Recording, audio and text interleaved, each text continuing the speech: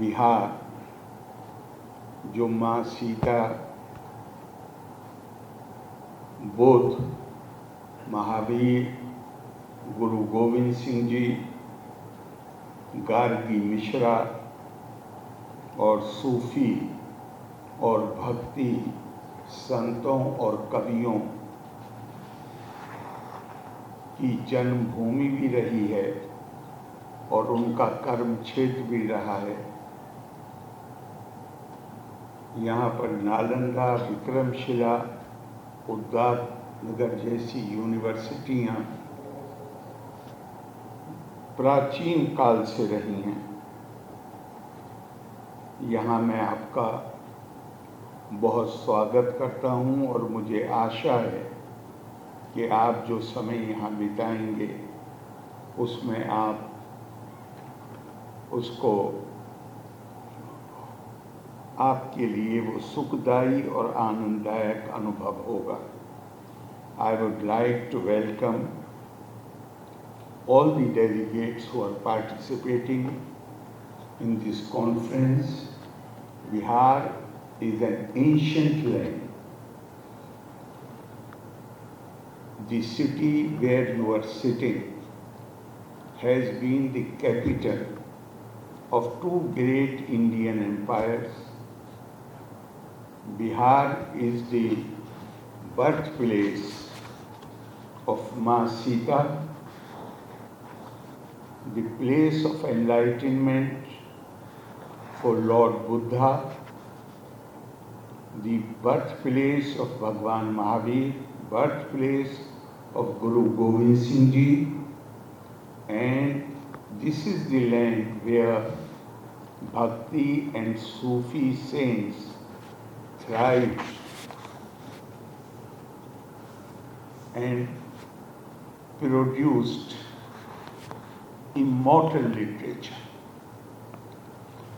मैं सबसे पहले I know that there must be people from, because they have come from all parts of the country, and for some of the delegates it may not be possible to follow Hindi fully. Ji, you want me? I know that, and that's why but I will, if you will allow, I will use sort of English, switching over between the two languages. First, I would like to express my gratitude to the Sahitya Academy and the Culture Ministry, which is represented here by Shrimati Amita Prasad Sarabhai, for inviting me to inaugurate this event.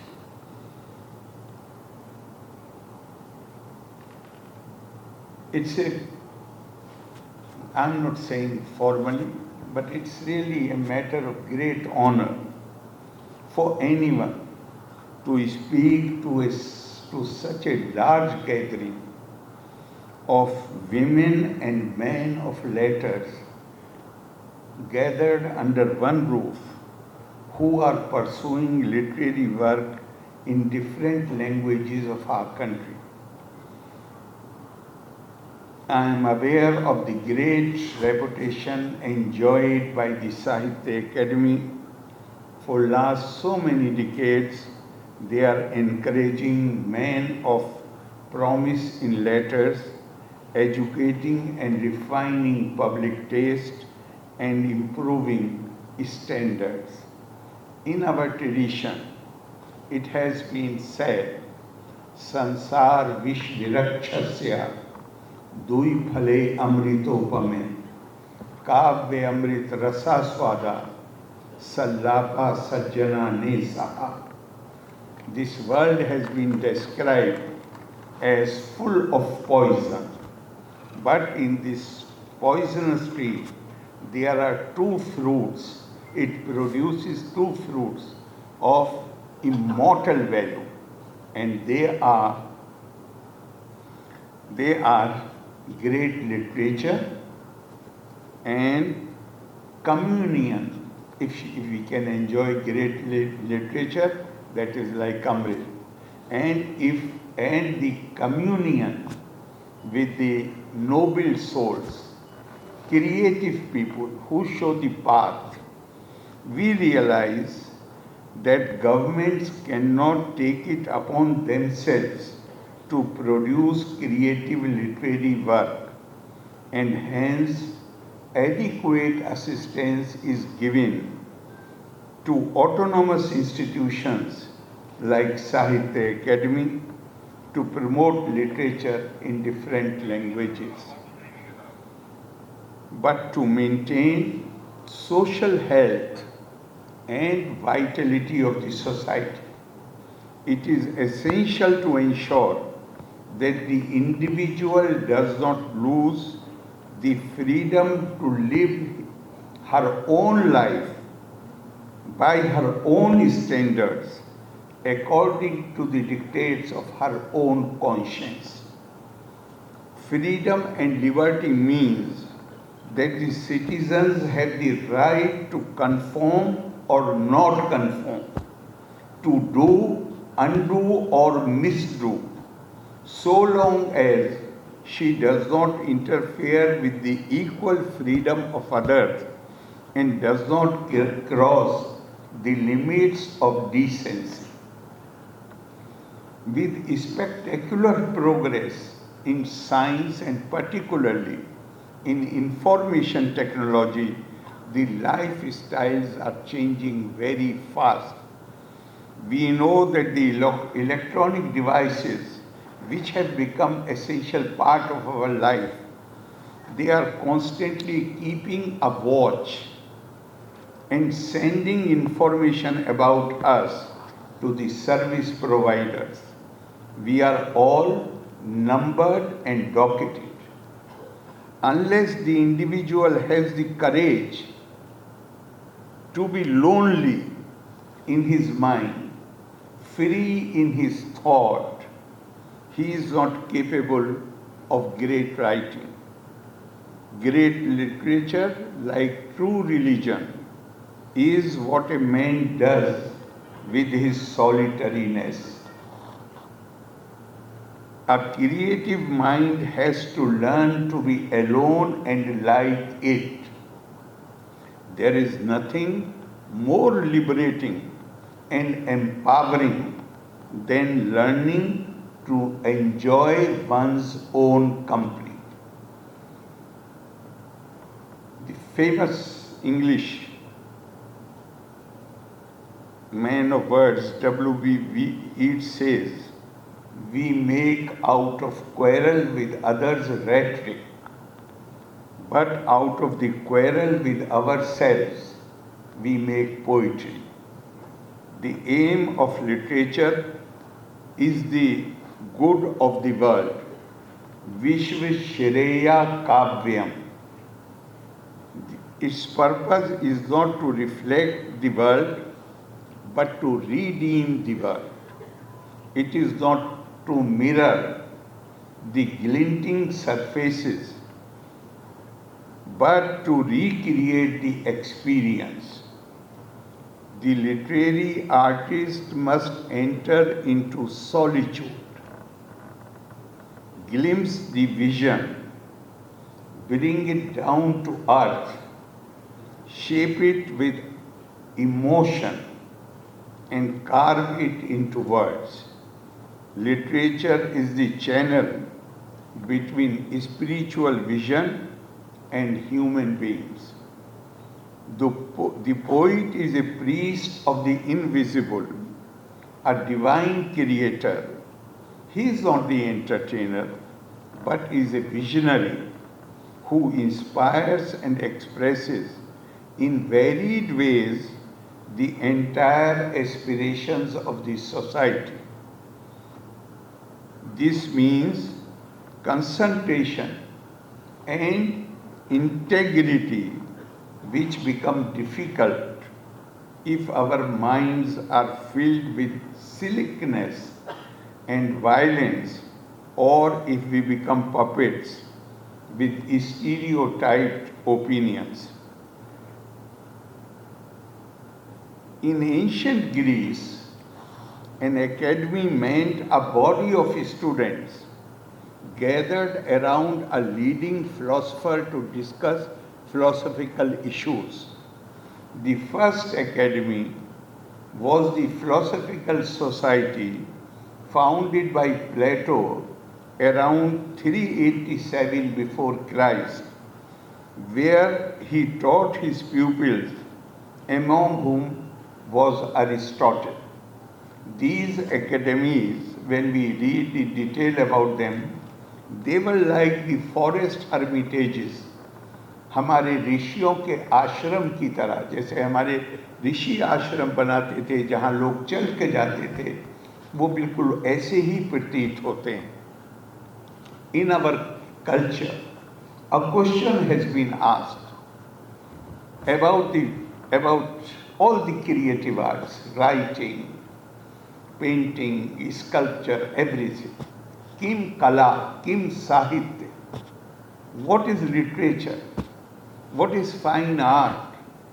And the answer given is kam paramatma nati lati girhanati iti sahitya. Iti kala. Whatever brings us close to the realization of the self or close to the supreme soul, that has been described as the true purpose of literature. When we pursue excellence in art or any branch of science or humanities or literature, it can be regarded as an endeavor to seek divine within ourselves. The Indian tradition, rather the whole focus of Indian philosophy, particularly Vedanta, has been on the divinity of mankind. Swami Vivekananda had said in his letter to Sister Nivedita, my mission can be explained in few words. I want to teach unto mankind their divinity and its manifestation in all movements of life. In a world where riven with the attitude of supremacy determined by variable and alienable factors like race, language, color, the manner in which we give expression to our faith, Indian sages rejected all these characteristics. And India declared to the world that man as human beings are not only entitled to dignity as it has been enunciated in the Declaration of Human Rights, but man is essentially divine in nature. And if you appeal to that divinity within her, which comes out, which is not an easy task, it comes out through tapa, certain austerity and discipline imposed voluntarily by one. Tapa swadhyay niratam, pursuit of knowledge, ever engaged in the pursuit of knowledge. And what is that knowledge? Which the Indian thinkers have focused on, that knowledge is knowledge of the self, knowledge of the fact that the same divinity which dwells in you dwells in everybody else. Therefore, we are all connected spiritually. That has been the focus of the Indian thinkers. And it has been said, Deho Devalaya Prokto Jivo Deva Sada Shiva. The human body is the temple of God. which means that the spirit, the soul inside you, this soul, the supreme soul in the form of the individual soul, परमात्मा जीव आत्मा की तरह आपके शरीर में रहता है। इसलिए so we are all interconnected, and if we really acquire that knowledge, then it is not possible that if someone is in pain, the other person will not feel the pangs of that pain. So literature basically, whatever gives the shock of intellectual and imaginative pleasure and says something fresh and stimulating is literature, that is Sahitya. The first literary document as recognized by the United Nations, UNESCO particularly, in the world is Rig Veda. But Rig Veda cannot be treated merely as a religious or symbolic text. It is poetry. It is the most refined form of literature. So is the case with other religious scriptures, Bible, Avesta, Quran. They are not merely classics of religion, scriptures, but they are classics of abiding literary value. The seers of Rig Veda clothe exalted thought in words of force and feeling. The first verse of the Rig Veda reads, Agnirmile purohitam yaggasya devam ritwijam hotaram ratna dhate mam. This is the oldest literary document. And what it says, I praise Agni, the fire, god of fire, who is the family priest, who is the divine priest, priest of the austerities, yag, ritual and worship, as well as the priest known as Hotaram, who distributes great riches. The seer piles up 5 adjectives to suggest Agni's competence to confer material and spiritual blessings. In the Upanishads, look at the richness of the language, the depth, profundity of the thought. In the Upanishad, we find noble ideals and artistic expressions. In the Virhadaranya Upanishad, many literary devices are employed to increase the effect and impress the reader. The writer points out in several passages how all objects of the world, earthly possessions, our relationships, romantic delights, provide opportunities for the realization of the self. ये जो जितनी भी वस्तुएं हैं जो हमें आनंद देती हैं, सुख देती हैं, वो उसका एक और बड़ा उद्देश्य है, और वो है आत्मबोध, अपने आप को जानना. अब this Upanishad, there are beautiful shlokas too. नामा अरे पतियु कामाय पति प्रियो भवति, सा होवाच आत्मनस्तु कामाय पति प्रियो भवति. नोवा अरे जाया ये कामाये जाया प्रिय भवति, आत्मनस्तु कामाया जाया प्रिया भवति. There is love between spouses. We love our children. We love our possessions. We love everything which delights us and makes us happy and comforts us. But the Upanishad writer says that the love for husband, the love for wife, the love for son The love of possessions is essentially for the sake of that person's happiness who is loving them. It is not the other way around. It is the person who is giving expression to his feelings of love and affection. He is not doing it to make the object happy for the sake of the other person.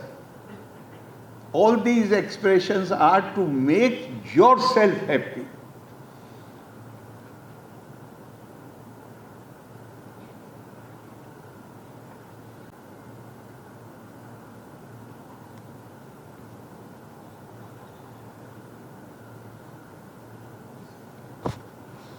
In Mahabharata, there is a beautiful shloka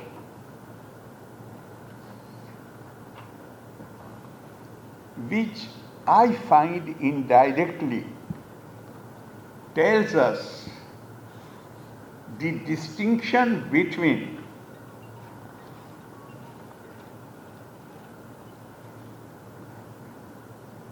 a mind which is not cultivated, which is not refined, which is rustic, and a mind which is evolved. And nobody will dispute that minds are evolved and cultivated only with the help of the literature, with the help of the poetry. Dr. Radhakrishnan used to say that you must always find 15 minutes, at least 15 minutes every day to read some classic. So this shlok of the Mahabharata says, Vidya mado, dhana mado, tirtiye abhi jano mada, ete mada avalipta nam, eta eva satam dama. Look how beautifully the word dam, mad and dam have been used. If you have knowledge, you have money, you have a great lineage, then it creates a kind of inebriation. We lose sense of proportion. I am more privileged than others. This happens with those whose minds are not cultivated. But those whose minds have evolved, they use the same attributes of knowledge, wealth, and lineage in order to become more humble, in order to become more amiable, more cordial, more friendly towards power. So this is how this happens. It happens with the help of the literature. So you are engaged in a pursuit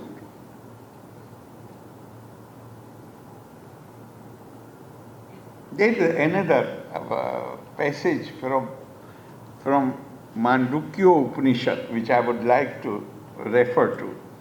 Na anta pragyam, na vahi pragyam, na ubhaita pragyam, na pragyana dhanam, na pragyam, na apragyam, adrishtam, avevharyam, agrahyam, alakshanam, achintayam, avyapadeshyam, ekatma pritiya yasaram, shantam shivam advaitam.